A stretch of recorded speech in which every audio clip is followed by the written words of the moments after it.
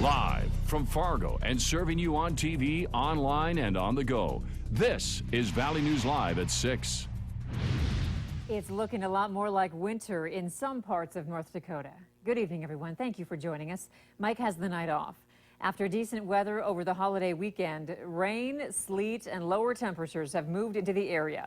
Let's head over to meteorologist Justin Fanfarelli to find out when we'll start seeing flakes in the valley. Justin? And thank you, Andrea, and good evening, everybody. Yeah, we are seeing the heaviest rainfall now between the Fargo and the Grand Forks area. We're also seeing a break in the action, especially as you make your way just to the south of Valley City and off to the east of Fergus Falls and, say, the Thief River Falls area. But as you make your way out toward Jamestown, Devil's Lake points off to west, it is mixing with and changing over to snow, and that snow is accumulating as you make your way into central and western North Dakota. Temperatures out there still warm enough for the rain in most areas. 36 at Fargo, Wahpeton, Fergus Falls, and Detroit Lakes. 34 right now at Jamestown, 32 at Valley City. And we're seeing temperatures into the lower 40s, the warm spot out toward Roseau and Badette. Now, as we go through this evening, we do have that rain sticking around, and it is going to mix with some snow showers in some areas. Temperatures are going to level out into the mid-30s as we go through this evening and through the overnight period. Now, we will get some snow shower activity from this system, mainly on Wednesday and through the day on Thursday. And then I'll tell you what to expect as we approach and then go through the weekend coming up later in the newscast. All right. Thanks, Justin. Yeah. And remember, you can stay up to date on the weather conditions where you are anytime on your smartphone or tablet. Just download the Storm Team Weather app to get the latest weather conditions and even follow the radar live. Search VNL Weather in the App Store. What do you think of when you hear pit bull? Cute and cuddly or aggressive? For one North Dakota city, a ban on the pit bull breed that has been on the law since the late 1980s will continue. But is there truth to the widespread claims about the breed's viciousness that would warrant such a ban?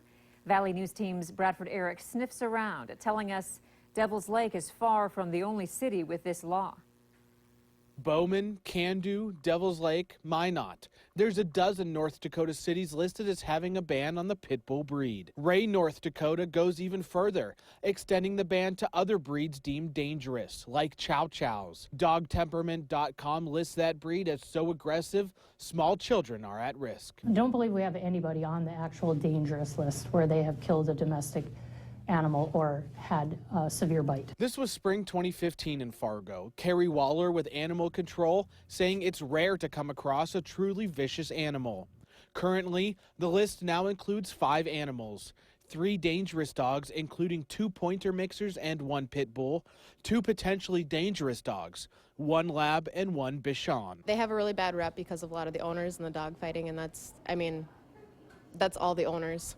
The owners are giving them a bad rep. The National Animal Control Association says, quote, dangerous and or vicious animals should be labeled as such as a result of their actions, not because of their breed. I don't think they're bad or, angry, aggressive dogs at all. Just, I think it's based on how they're raised, really. The American Veterinary Medical Association reports, quote, controlled studies have not identified this breed group as disproportionately dangerous. Are pit bulls more dangerous than other dogs? That answer would depend on who you ask. Bradford Eric, Valley News Live. Moorhead police volunteers will be stationed around town the next few weekends selling pet licenses. They ask that you be prepared to give the date of your pet's last rabies vaccine. And according to Moorhead City law, all dogs and cats older than 6 months must be licensed annually. Governor Jack Dalrymple has signed an emergency evacuation for the people camping near Dakota Access Pipeline protest sites, saying the area is not suitable for living in winter conditions. He says the order was done out of concern for the safety of people who are camping south of Mandan. A group raising money to benefit the pipeline protests has brought in some celebrity entertainers. A concert and roundtable took place at the Prairie Nights Casino in Fort Yates, North Dakota over the weekend. The concert featured guests such as Taboo from the Black Eyed Peas and cast members from the TV drama How to Get Away with Murder. The group talked about ways to stay peaceful and focus on their cause to benefit the youth.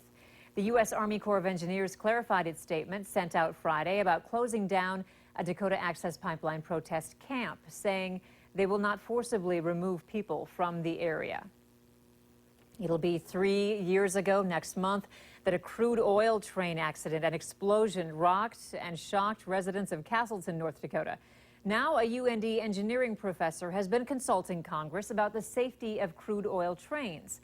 George Bible says several safety regulations have been put in place, including more track inspections that should make crude oil trains relatively safe. They've made adjustments to make them safer.